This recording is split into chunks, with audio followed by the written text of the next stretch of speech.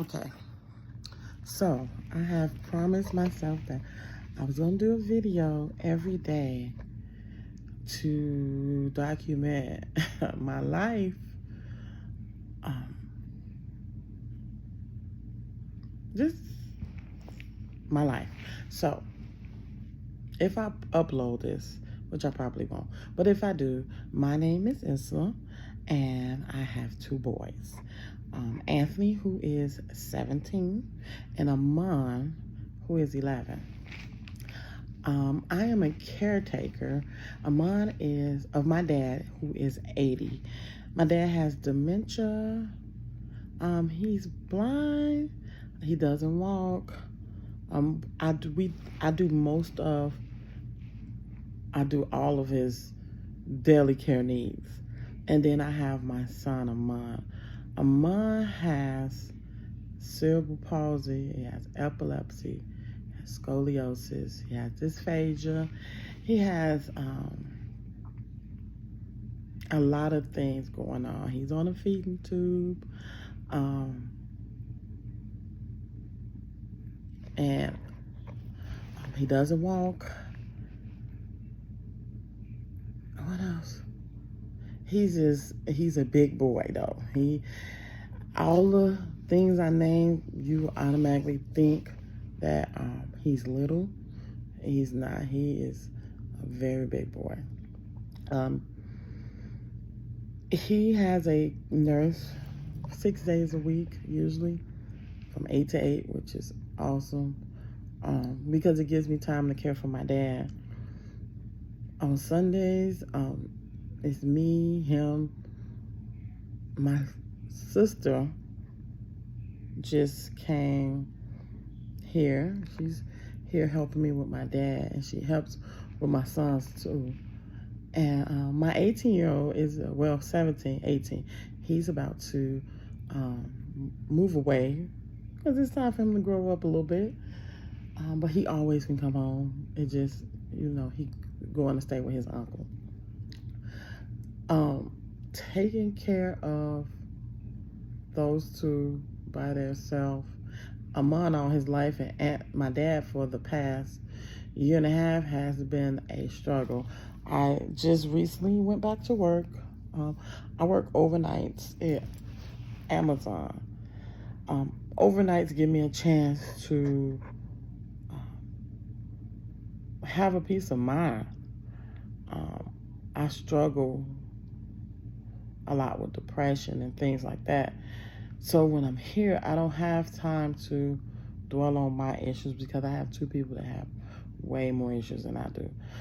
But when I'm at work, I can think about things and relax and just take a break. And yes, I'm working, but it's something that calms me and relaxes me. It gives me a outlet away from home because I do so much here. I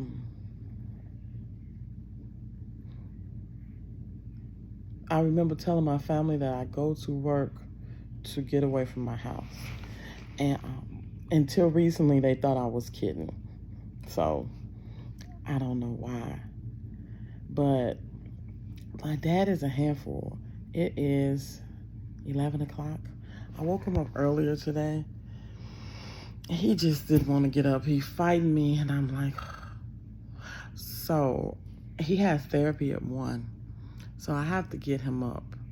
And I wonder what story he's going to come up with because he's always in a different place and different time. And sometimes it's hard to see him with that condition, knowing how he used to be. My dad has cataracts and glaucoma, which is why he can't see, because the surgery didn't go well. And he was in a nursing home, and they didn't really take care of him that well. But the dementia, the memory loss, and the brain dying off, or white mass, or whatever you want to call it, was brought on by alcohol. It was caused by alcohol because he would drink so much he would pass out, hit the floor, hit the concrete. He yearned for the alcohol all the time. So if you are a drinking person, drink in moderation. Don't drink because it can lead to things like that. I don't know how he feels sometimes that he was in a nursing home all that time, thinking he was gonna go back to a house or something and live on his own. It is no way possible. He's had strokes since he's been here, but he had a lot of strokes that weren't really monitored, or he wasn't really monitored at the nursing home. So his whole left side is really weak. My daddy is very demanding. He calls me all the time, all types of nights, all types of days. He calls my sister all night, all day. And he'll call us and just say, "What time is it?" He'll call for 2 hours, and then when we ask him, "What time is it?" Oh, my phone going down. I knew I had to charge it for something. But it's hard. It's really, really, really hard. Amar, bless his heart, he is a sweetheart when he want to be, and he is mean as hell sometimes. And I know I said he can't talk, but if looks can kill, all of us will be dead. He wants what he wants when he wants it. A lot of people think that he's not able to understand or comprehend what we are saying. He does. He plays possum quite a bit, and whenever he has a new nurse, have them running, jumping up and down, up and down, up and down all day long, because he just wants to see them do it. I don't know. He's just mean. But he's a sweetheart. He's been homebound, doing homeschooling since 2019, because he had surgery in 2019. Then he came home, then Make-A-Wish, bless their heart, sent us on a trip, which was great. But we came home right at the beginning of the coronavirus. So they shut the schools down then. And then he hasn't been back to school since, because his doctor doesn't want him to get sick. Amar's immune system just can't take it. Most children are exposed to other children, or, been around childhood colds, things like that. But a simple cold that's for me, or for a child, or for somebody that's been around people, will send him to the hospital. And right now, this is not the time for him to go to the hospital at all. So we have been keeping him home. He goes outside. We walk around sometimes. It's been cold, so we haven't gone outside because the cold air bothers him too. But we get him up out of bed. He watches TV. He loves to watch his brother play the video game. Don't know why. It's a boy thing, I guess. And they sit there for hours. He watching and smiling, and Anthony's talking to him. Oh, it's telling me I need to get out. But definitely, he is once you get to know him, you'll see he displays every emotion that any other person. But he's tough. I hardly ever hear him crying. When he cried at me, he's really hurt. But he's a tough cookie. So Amon is sweet. He doesn't cause me much trouble. He don't cause me any trouble. He just got a stinky attitude sometimes. And I just have to deal with it. Shit, that's my baby. I've been told, and it's hurtful, and I do cut people off when they do say things like this. And I know they try to think about my well-being, but as his mother, I am his caretaker. I am who's going to look out for what's best for him. Nobody's going to fight as hard as I do for him. So when someone comes and say, hey, have you ever thought about putting him in a home or a facility for kids? He is heavy, and sometimes he hurts my back, but he has a Hoyer lift. I just have to learn. I have to feel comfortable putting him in it. He loves it, but I just don't feel comfortable with putting him in a machine that lifts him up, so I just pick him up. But he is a big child. I'm going to video him maybe one day so you all can see him. Maybe in a couple of days when I'm off of work and I have time to see him moving around and up. Because he go to bed at 7. He don't care what you're doing. He going to bed. So, my dad...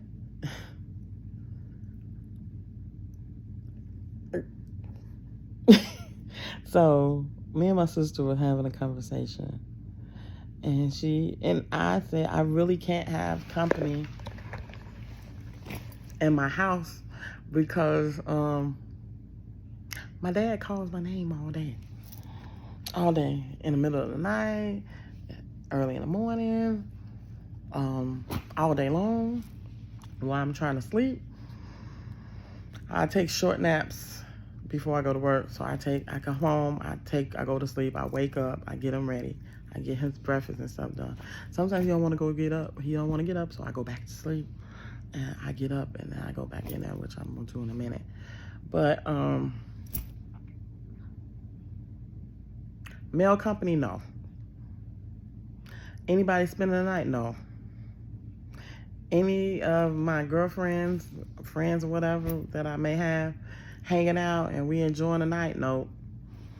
Because my dad, he's that type. He has dementia, but he's reverting back, I guess, to his old ways. He was just rude, and it was what he wanted, is what he got, and that's basically how he's acting now. So it's like, it's hard to have a personal life or a private life with my dad. With my son, it's a lot easier. But I haven't had a lot of relationships due to a fact when they find out my son is disabled, as he is, and the work that comes with it. A lot of guys can't handle it. They can't handle the weeks and months in the hospital that I have to spend, that I can't be with them, I guess, which is weird because that sounds like some attachments, but I don't know. But guys that have tried to date is, they pretty much are distant, or they don't really want to come around because they don't want to watch, they just, I've been told that, he's a big responsibility and they're not ready for the responsibility. And I dated a guy for a long time. And a month, 11, he about to be 12. Is he 12? I don't know. But it's a long time. And I dated this guy for 6 or 7 years. And if I needed to go to the store and leave him at the house with a mom for a few minutes, and he wasn't comfortable, he was like, I'll go to the store. Or he like, take him with you because I don't want anything to happen to him while I'm watching him. And I just didn't understand it. But I can't make people understand the type of life that I live. I don't care how much I talk about it. I just can't make people understand that. I get sad sometimes because I didn't get a chance to do the things I did with Anthony, with Amon. So we didn't have his first steps and, him getting into stuff and doing silly stuff. We didn't have all that. Me taking him places easily, just seeing him grow into a young man. I can see him grow into a young man, but I don't get to see what I see with Anthony. So sometimes I'm like, what if I would have did something different? What if I would have just kept him in daycare?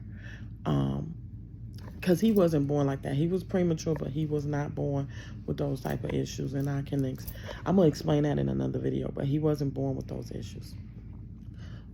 He was healthy. He was healthy, 4 pounds. He was little, but he was eating on his own. He was breathing on his own. He wasn't in any type of incubation or he wasn't jaundiced. He was just early, and you know they had to check on him and everything. He was fine, and you know, just one change in a routine, going against my better judgment, allowing him to not be in daycare and be in someone else's care, caused all this. So I'm gonna explain that later, because as you see, I'm about to cry and I don't want to, because you know I go into this mode and I just stay in my room and I don't want to talk to nobody. So I can't get like that right now.